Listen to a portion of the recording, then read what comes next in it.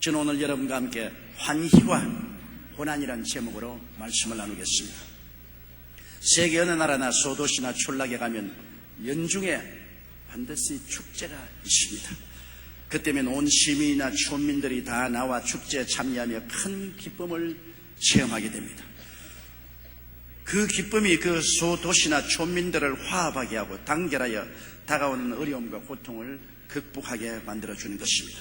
어떤 개인이라도 큰 고난을 이기려면 큰 환희의 체험이 있어야만 하는 것입니다. 히브리서 12장 2절에 보면 저는 그 앞에 있는 즐거움을 위하여 십자가를 참으사 부끄러움을 개의치 아니하시더니 하나님의 보좌 우편에 앉으셨다고 예수님 그 안에서 말했습니다. 예수님은 큰 즐거움이 마음에 있었기 때문에 십자가의 고난을 이길 수가 있다는 것입니다. 예수님 마음속에 넘치는 즐거움이 없으셨더라면 그 가혹한 십자가를 견딜 수가 없을 것입니다.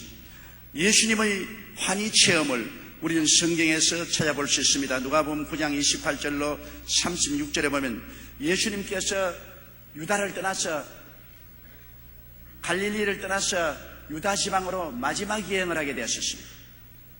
이제 이 세상을 작별하기 위해서 갈릴리를 떠나 유다로 가는 길목에서 주님이 베드로와 야고보와 요한을 데리시고 높은 산에 올라가서 기도를 하시는데 갑자기 예수님의 얼굴이 태양같이 빛났습니다. 상상할 수 없는 영광으로 얼굴이 빛나고 그 옷이 희기가 빨래하는 사람이 잘 빨래하는 것처럼 희게 빛났습니다. 그러고 보니까 모세와 엘리야가 와서 예수님하고 대화를 하시는데 제 아들이 들어보니까 예수님이 예루살렘에 가서 십자가에 못 박아 죽으실 것과 장사지난 후 사흘 만에 부활할 것에 대한 이야기를 하고 있었습니다. 너무나 놀라서 베드로가 말했습니다. 주여, 여기 있는 것이 좋사오니 우리가 초막 셋을 짓겠나이다. 하나는 주를 위하여, 하나는 모세를 위하여, 하나는 엘리야를 위하여 하겠나이다. 자기가 그 말하면서도 무슨 말을 한지 자기도 몰랐습니다. 그런데 구름이 그들을 덮음으로 구름 속에 갇혀서 두려워할 때 음성이 들려가기를 이는 내 사랑하는 자여 내 기뻐하는 이니 저만 들으라. 그리고 순식간에 구름이 사라지고 보니 모세와 엘리야는 사라지고 예수님만이 계신 장면을 보았습니다. 예수님은 그 변화산에서 굉장히 큰 환희를 체험하게 된 것입니다. 마태복음 17장 2절에도 변형되사 그 얼굴이 해같이 빛나며 옷이 빛과 같이 휘어졌더라고 말한 것입니다. 그것은 예수님이 이 땅에 오시기 전에 하나님 아버지와 함께 누렸던 그 영광의 모습을 하나님이 잠시 동안 누리게 해주신 것입니다. 그리고 모세는 누굽니까? 율법의 대표자 아닙니까? 엘리야는 누굽니까? 선지자의 대표가 아닙니까? 모든 율법은 예수님이 오셔서 십자가에 고난당할 것을 표시한 것이고 모든 예언은 예수님이 메시아로 오셔서 십자가에 죽으셔서 대속의 역사를 하시고 부활하실 것을 예언한 것입니다. 그러므로 율법의 대표인 모세와 선지자의 대표인 엘리야가 와서 예수님의 관한 하나님의 뜻을 아뢰었습니다. 예수님은 이곳에서 그 영혼 속에 크나큰 환희와 황홀함을 체험했습니다. 하나님께서 예수 그리스도가 하나님 아들 되심을 다시 한번 확인하셨습니다. 누가복음 9장 35절에 구름 속에서 소리가 나서 가로되 이는 나의 아들 곧 태감을 받은 자니 너희는 저희 말을 들으라 하시고 그렇게 하신데 베드로는 훗날의 그 경험을 베드로후서 1장 17절로 18절에 이렇게 말했습니다. 지극히 큰 영광 중에서 이러한 소리가 그에게 나기를 이는 내 사랑하는 아들이요 내 기뻐하는 자라 하실 때 제가 하나님 아버지께 존귀와 영광을 받으셨느니라. 이 소리는 우리가 저와 함께 거룩한 산에 있을 때 하늘로서 나옴을 들은 것이라. 변화산상의 체험으로 예수님은 지극히 큰 존귀와 영광을 체험하게 된 것입니다. 이와 같은 황홀한 존귀와 영광의 체험이 훗날에 십자가에서 한없는 고통을 당할 때 이를 극복할 수 있는 힘의 근원이 됐을 것입니다. 예수님은 또한 고난 당하시기 일주일 전에 감난산 벳박에서 놀라운 체험을 하셨습니다. 주님께서 예루살렘에 가까이 와서 감난산 벳박에 이르렀을 때 제 아들 보고 말하셨습니다. 저 맞은편 마을에 가서 그곳에 나귀 한 마리와 새끼 나귀가 있는데 그 새끼 나귀를 끌고 오너라. 사람들이 왜 그러냐 하거든 우리 주님께서 필요하시다고 하다면 허락할 것이다. 제 아들이 벳박에 가서 건너편 마을에 가니까 나귀와 나귀 새끼가 있는 것을 보고 새끼를 풀어서 예수님께 가져오니 예수님이 그 나귀 새끼 위에 올라탔습니다. 나귀는 조그만한 말인데 그 새끼는 또 더 작지 않습니까? 예수님이 탔으면 다리가 땅에 질질 끌렸을 것입니다. 그런데 예수님이 그 나귀를 타고 예루살렘으로 입성합니다. 제자들은 예수님 앞에 옷을 벗어 깔고 또 나무를 꺾어서 그 나무 가지를 예수님의 가는 길에 펼쳤습니다. 수많은 사람들이 연도에 서서 화음을 치고 환영을 했습니다. 여러분, 예수님이 예루살렘에 입성하신 때는 6월절이 얼마 남지 않은 시기였기 때문에 율법에 의하면 예루살렘 주변 30km 지경에 있는 모든 사람들은 예루살렘으로 다 와야만 되는 것입니다.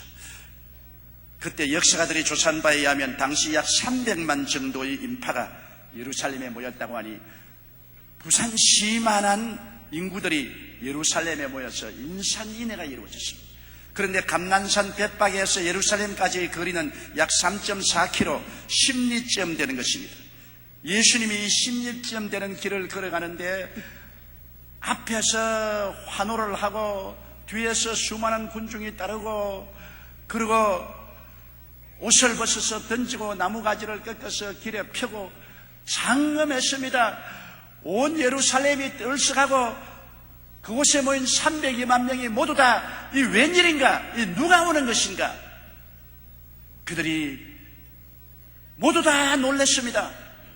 사람들은 말하기에 이는 갈릴리에서 오신 선지자 예수다. 그러나 예수님은 성경에 예언한 말씀대로 스가랴 9장 9절에 시온의 따라 크게 기뻐할지어다. 예루살렘의 따라 즐거이 부를지어다. 보라 내 왕이 내게 임하나니 그는 공의로우며 구원을 베풀며 겸손하여서 나귀를 타나니 나귀의 작은 것 곧 나귀 새끼라고 예언한 대로 주님이 이루신 것입니다. 주님은 예루살렘 입성을 평범하게 한 것이 아닙니다. 왕으로 입성한 것입니다.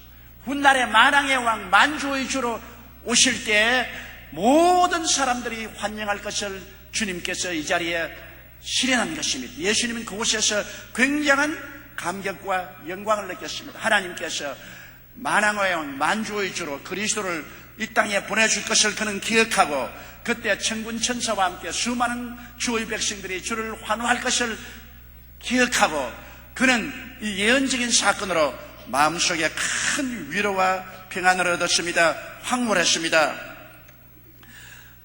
그 황홀한 체험이 그로 하여금 장차 십자가 고난을 능히 걸머질 수 있게 한 것입니다. 그리고 예수님께서 이제 십자가에 못 박이기 일주일 전에 순환당하기 6전이었습니다. 베다니아의 시몬의 집에서 식사를 했는데 갑자기 마리아가 들어와서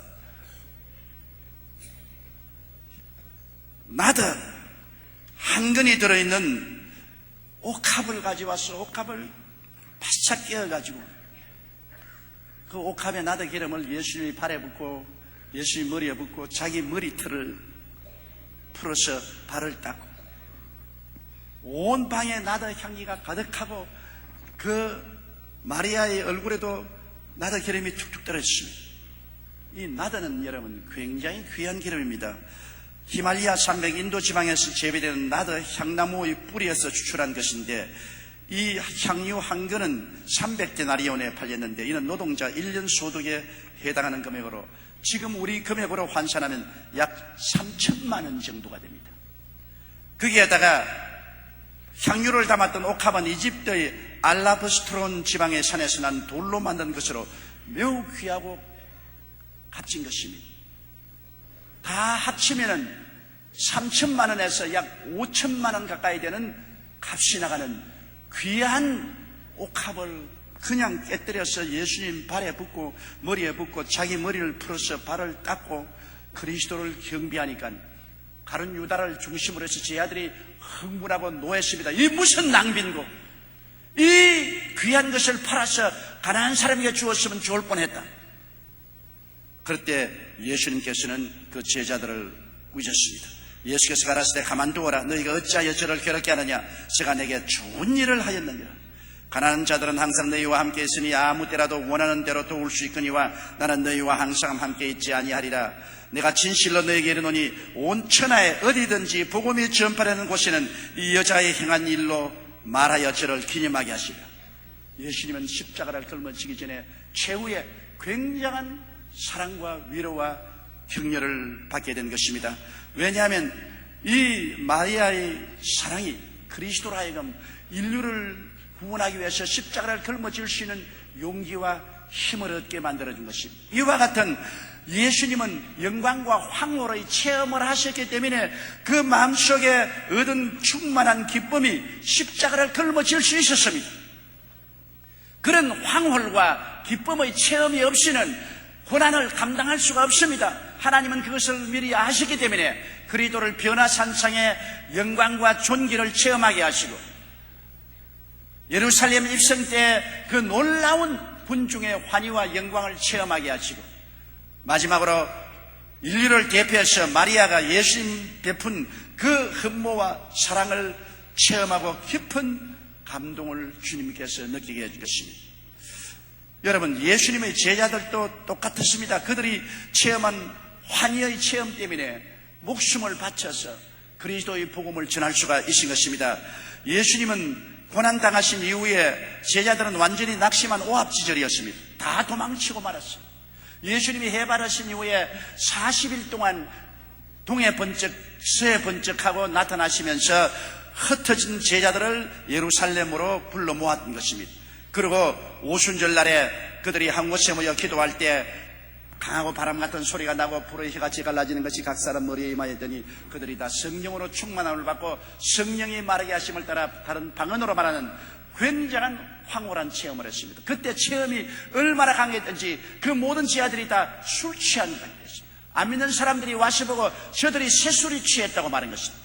이럴 정도로 성령으로 충만하고 하나님의 영광을 체험하여 취한 사람처럼 되었습니다. 이 체험이 있고 난 다음에 제자들은 두려움에서 벗어나고 죽음도 두려워하지 않았습니다. 성경에 보면은 저희가 다 성령의 충만함을 받고 성령이 말하게 하심을 따라 다른 방언으로 말했다고 말하고 있으며 사도행전 1장 8절대로 성령이 너희에게 마시면 너희가 권능을 받고 예루살렘과 온 유대와 사마리아와 땅끝까지 이르러 나의 증인이 되리라고 주님께서 말씀하신 그 체험을 하게 된 것입니다. 이러한 체험을 했기 때문에 그 후에 다가온 큰 핍박과 환난과 죽음을 능히 감당할 수 있었습니다. 로마서 8장 35절과 37절에 누가 우리를 그리스도의 사랑에서 끊으리요 환난이나 공고나 핍박이나 기근이나 적신이나 위험이나 칼이랴 기록된 바 우리가 종일 주를 위하여 죽임을 당게 되며 도살할 양같이 여김을 받았나이다 함과 같으니라. 그러나 이 모든 일에 우리를 사랑하는 이로 말미암아 우리가 넉넉히 이기나니라. 그리스도의 사랑을 체험했기 때문에 이것을 이길 수가 있는 것입니다. 그리스도의 사랑을 뼛속까지 성령 충만으로 체험하지 않았었으면 제자들은 이 환난과 고난을 이길 수가 없을 것입니다. 예수님의 12제자는 하나같이 그리스도를 위해서 복음을 위해서 순교를 당한 것입니다. 베드로는 로마에 가서 전도하다가 십자가에 거꾸로 못 박여 순교당하고 안드레는 그리스에 가서 전도하다가 X자형의 십자가에 못 박여 순교당하고 야고보는 예루살렘에서 헤로데에게 칼로 목베임을 당해 순교당하고 요한은 기름 가마에 던져 넣어도 죽지 않자 밤모습에 유배되었다가 풀려나 에베소에서 말년까지 복음을 전한 살아있는 순교자로 전해집니다. 빌립은 부르기아에서 전도하다가 기둥에 매달려 순교하고 바돌로메는 아르메니아와 인도에 가서 전도하다가 십자가에 거꾸로 못 박혀 순교하고 도마는 인도에 가서 전도하다가 창에 찔려 순교하고 마태는 이티오피아에 가서 전도하다가 목베임을 당해 순교하고 알페의 아들 야고보는 성전 꼭대기에서 떨어뜨림을 당해 순교하고 가나안인 시몬은 애굽에서 유대에 돌아와 전도하다 활에 맞아 순교하고 야고보의 동생 유다는 페르시아에 가서 전도하다 활에 맞아 순교하고 가룟 유다 대신 12제자 반 내려오는 마띠아는 이티오피아에 가서 전도하다가 돌에 맞아 순교했다고 교회사가 유세비우스는 기록하고 있는 것입니다. 여러분, 그러므로 예수님의 제자는 사도 요한 이외에는 모두 다 순교당했습니다. 그런 겁쟁이들이 목숨을 바쳐 그리스도의 복음을 피로써 도장찍을 수 있은 것은 그리스도의 사랑을 체험했기 때문인 것입니다. 그리스도의 사랑이 성령 충만으로 임하여 황홀한 체험을 했기 때문에 그들은 어떠한 고통도 두려워하지 않았던 것입니다. 오늘 성도들이 세상을 이길 힘이 어디서 생깁니까? 종교를 가졌다고 성도들이 세상을 이기는 것은 아닙니다. 성경 교육을 잘 받았다고 해서 세상을 이기지 못합니다. 반드시 은혜의 체험이 있어야 세상 고난을 이길 수가 있는 것입니다. 은혜의 체험이 우리 마음을 점령하면 그 은혜의 체험의 황홀한 것이 우리를 어떠한 환난이나 고난도 극복하고 이길 수 있는 용기와 힘을 주는 것입니다. 우리는 영적 삶에서 환희의 체험이 있어야 되는 것입니다. 영적 삶에서 환희의 체험은 성령 충만한 체험인 것입니다. 에베소 5장 18절에 술 취하지 말라 이는 방탕한 것이니 오직 성령의 충만을 받아낸 것입니다. 성령의 충만은 세상 사람들이 술 취하는 것 같은 그런 하나님의 은혜로 취하게 만들어낸 것입니다. 로마서 5장 5절에 소망이 부끄럽게 아니하면 우리에게 주신 성령으로 말미암아 하나님의 사랑이 우리 마음에 부은바되면, 성령으로 말미암아 사랑이 마음에 부은바되면은 그 황홀한 체험을 통해서 그 이후에는 어떤 환난이나 공고나 적신이나 위협이나 기근이나 칼이나 죽음까지라도 이길 수가 있는 것입니다. 인도의 대전주자 선다싱은 1889년 대지주의 아들로 태어났습니다. 그 어머니는 독실한 힌두교로 선다싱이 14살 때 세상을 떠났으며 죽으면서도 선다싱이 훌륭한 종교가가 되기를 간절히 원했습니다. 선다싱은 천재적인 소년으로 15살 때 철학과 종교 서적을 읽고 자기의 인생 문제를 심각하게 생각하고 고민했습니다. 당시 그는 기독교 학교에 다녔는데 힌두교에도 기독교에도 해결책이 없는 것 같았습니다. 열심히 성경을 읽고 기독교 교리를 배웠습니다만 인생 문제의 해결이 그게 없다고 생각했습니다. 그 인생은 허무하고 절망만이 그를 사로잡아 그는 기독교에 관계된 모든 책과 성경도 불태우고 죽으려 했지만 뜻대로 되지 않았습니다. 선다싱이 15살 때 어느 날 밤 애절하게 기도를 드렸습니다. 힌두교의 신이든 기독교의 신이든 제발 대답 좀 해주십시오. 나는 어떻게 하면 좋겠습니까? 이때 비몽사몽간에 그의 방 안에 환한 빛이 비치더니 예수 그리스도께서 나타나셨습니다.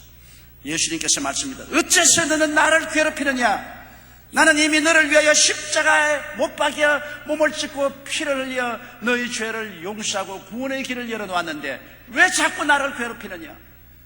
이제 내가 너를 위해서 십자가를 걸머진 것처럼 너도 나를 위해서 십자가를 걸머지라.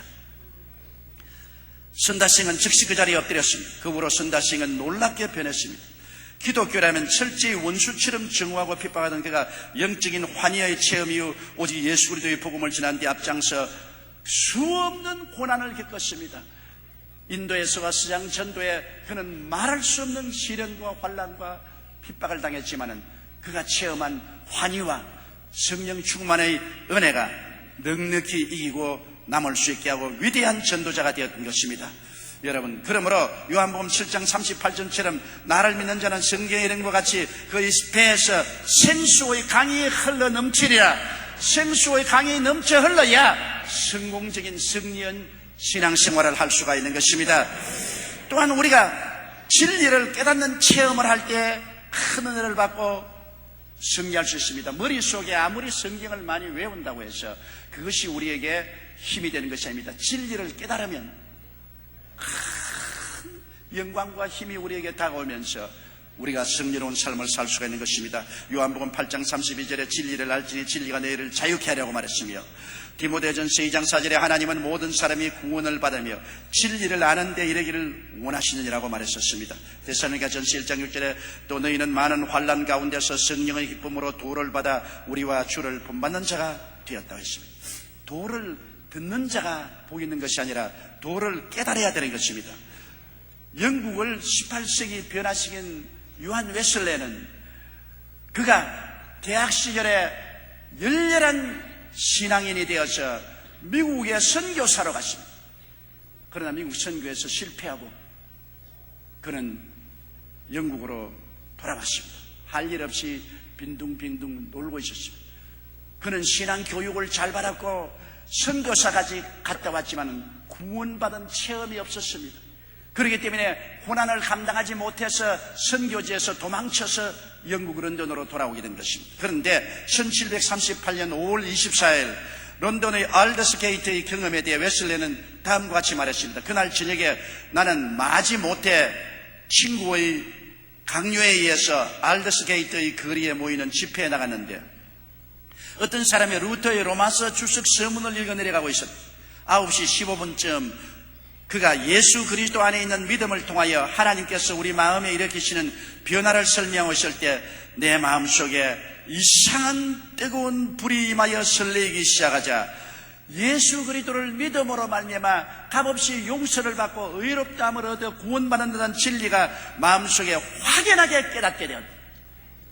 전에는 머리로서 읽어서 아는 것이 마음속에 부딪혀오지 않았는데 그날 저녁에 마음이 이상하게 뜨거워지고 설레이는 불길이 임하더니만 믿음으로 용서와 의를 얻는다는 진리가 확연히 깨달아지자 그 영혼은 밝은 빛이 비치고 환희가 넘쳐났습니다.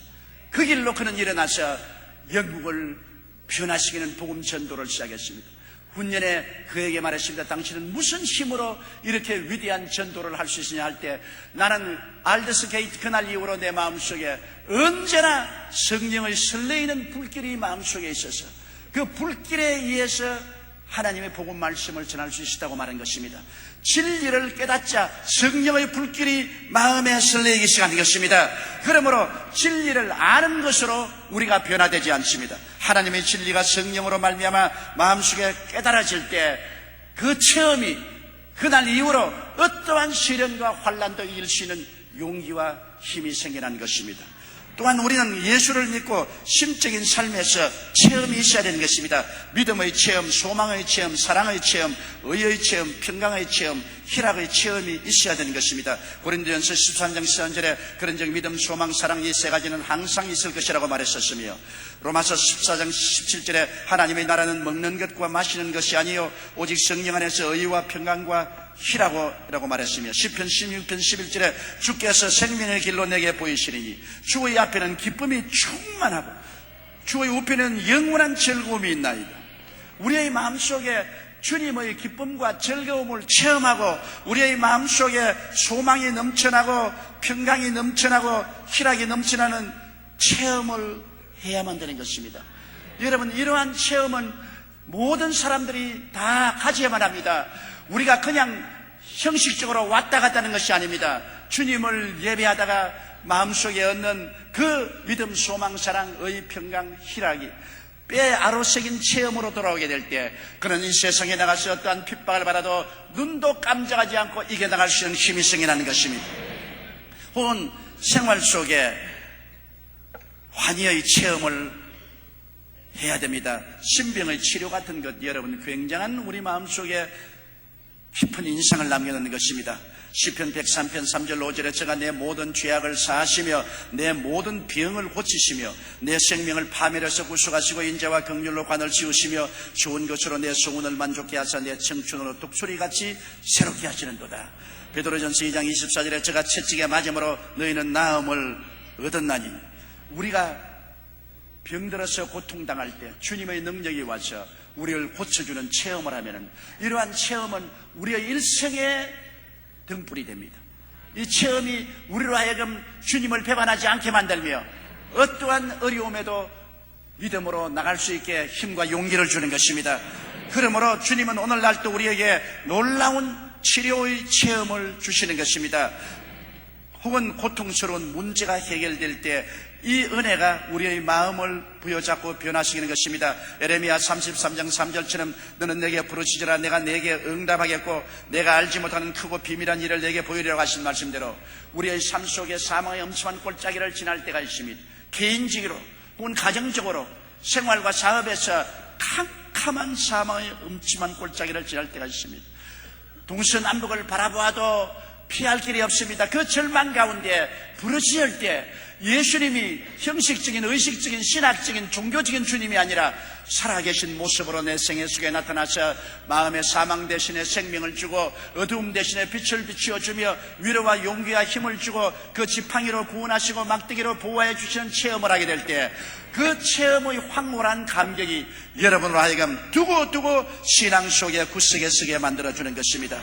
우리는 이 세상에 예수 믿고 살아가면서 많은 축복의 체험을 합니다. 시편 1편 3절에 저는 시냇가에 심은 나무가 시절을 쫓아 과실을 맺으며 그 잎사귀가 마르지 아니함 같으니 그 행사가 다 형통하리로다. 주의 은혜를 체험하고 형통을 체험한 사람의 신앙은 흔들리지 않습니다. 에스겔서 34장 26절로 27절에 내가 그들에게 복을 내리며 내 산 사면 모든 곳도 복되게 하여 애를 따라 비를 내리되 복된 장마비를 내리리라. 그리한즉 밭에 나무가 열매를 맺으며 땅이 그 소산을 내리니 그들이 그 땅에서 평안할지어다. 우리 주님은 축복의 주님인 것입니다. 복의 근원이 되십니다. 주를 찾는 자는 복을 받고 젊은 사자는 굶주릴지라도 하나님을 경외하는 자는 좋은 것에 부족함이 없으리라고 성경은 말씀하고 있는 것입니다. 원래 영화 배우였던 멜 깁슨은 한때 천주교 신부가 되려고 했지만 그가 1979년에 만든 영화가 크게 흥행하면서 할리우드 영화 사업에 뛰어들어갔습니다. 그 다음 영화도 크게 성공하여 거부가 된 80년대 말 그의 삶은 안으로 골마갔습니다. 술과 마약 등 중독이 가능한 것은 모두 다 탐닉한 정신적인 파산에 떨어졌습니다. 그는 세상의 그 무엇으로도 텅 빈 영혼을 채울 수가 없는 허무와 무의미와 절망에 시달리다가 35세 때 창문 밖으로 뛰어내리고 싶은 자살 충동에 시달렸습니다. 그러던 91년 어느 날 근본으로 돌아가자고 결심하고 부시 대통령처럼 성경 공부를 통하여 믿음을 회복하고 새롭게 변화되었습니다. 그는 예수님의 십자가 고난과 죽으심과 부활을 마음속에 받아들이고 그리스도에게 그 생명을 맡기자 놀라운 그리스도의 부활의 능력으로 그 알코올 중독, 마약 중독, 음란의 중독, 세상의 중독에서 해방시켜 주었습니다. 그는 놀라운 그리스도를 통한 구원을 체험하고 난 다음에 이것을 영화로 만들어야 되겠다고 3천만 불의 사제를 보아놓아 혼신의 힘을 다해서 예수님의 순환이라는 영화를 만들었습니다. 깁슨은 마태, 마가, 누가, 요한 복음서를 통독하며 거듭났기 때문에 성경 구절을 그대로 영화화했습니다. 한편으로 그를 비난한 책에 대해 깁슨은 철저하게 자신은 성령의 인도에 따라 영화를 만들었다고 했습니다. 사순절 기간에 맞춰 미국에서 개봉된 이 영화는 큰 파장을 일으키고 우리 한국에도 4월 2일부터 개봉되었지 않습니까? 여러분, 이 깁슨이 이 영화를 만든 것은 자기가 죄악의 수렁에 빠져 헤어날 수 없는 절망에 처했을 때 예수 그리스도의 죽으셨다 부활하신 진리를 성경에서 읽고 깨닫고 그리스도에게 그 몸을 던졌을 때 그리스도가 그를 변화시켜주는 큰 체험을 했습니다. 그 체험을 했기 때문에 예수를 전도해야 되겠다고 사제 3천만 달러를 던져서 영화를 만들고 비난을 받아도 눈 하나 깜짝하지 않고 전진할 수 있는 힘이 그게 생겨난 것입니다. 여러분, 이론적인 종교적 신앙은 평탄할 때는 괜찮아도 큰 시련이 다가오면 모래성같이 무너져버리고 마는 것입니다. 그러나 믿음이 큰 환희의 체험으로 삶 속에 기록될 때 그것은 거대한 기쁨과 힘이 되어 부딪히는 고난과 역경을 능히 극복할 수 있는 것입니다. 종려주일 예수님께서 예루살렘에 입성할 때 그는 한 주일 후에는 처참하게 버림을 당하고 채찍을 맞고 피투성이가 되고 십자가를 걸머지고 버림받아 극한의 고통 속에 죽어야 할 것을 알고 계셨습니다. 주님은 그것을 피할 수가 있었습니다. 도망칠 수 있었습니다.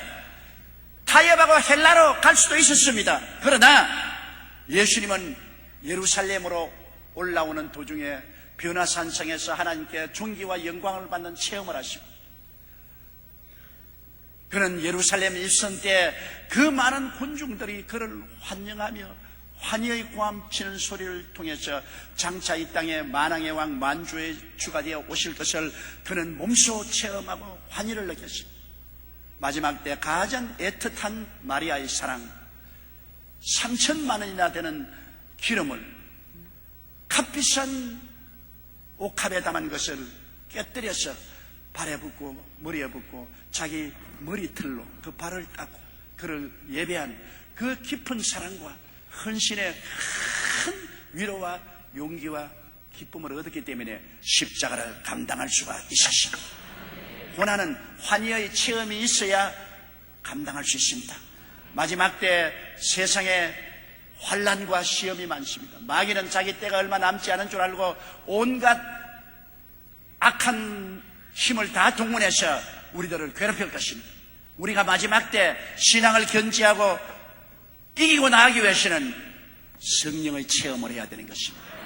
성령 충만을 체험해야 됩니다. 말씀의 진리를 깨닫는 체험을 해야 되는 것입니다. 우리 마음속에 믿음, 소망, 사랑, 의, 평강, 희락을 체험해야 되는 것입니다. 병고침도 체험해야 되고 축복도 체험해야 되는 것입니다. 말씀이 우리 속에 황홀한 체험으로 아로새겨질 때 우리는 어떠한 고통도 감당해 나갈 수 있는 힘과 용기가 생겨나는 것입니다. 다 같이 고개숙여 기도드리겠습니다.